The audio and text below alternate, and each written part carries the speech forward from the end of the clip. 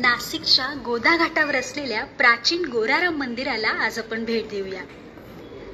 या मंदिराच्या विलोभनीय रचनेमुळे हे मंदिर प्रसिद्ध आहे। नाशिक येथील तीर्थक्षेत्रात अनेक पौराणिक मंदिरे आहेत। या मंदिरांपैकी एक श्री गोराराम मंदिर। या मंदिरात तुम्हाला भरत आणि शत्रुघ्न यांच्यासह राम, सीता आणि लक्ष्मण यांच्याही मूर्ती बघायला मिळतात। देशातील असं एकमेव मंदिर असल्याचंही बोललं जातं। सन 1782 साली माधवराव पेशवे यांचे सरदार महादेवराव हिंगणे यांनी हे मंदिर बांधलं।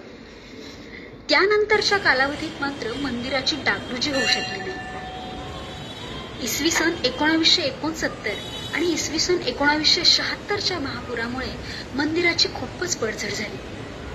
तरी सुद्धा आजही हे मंदिर आपल्या विलोभनीय रचनेमुळे प्रसिद्ध आहे। चला तर एकदा भेट देऊया व प्रभू श्रीरामांचं दर्शन घेऊया।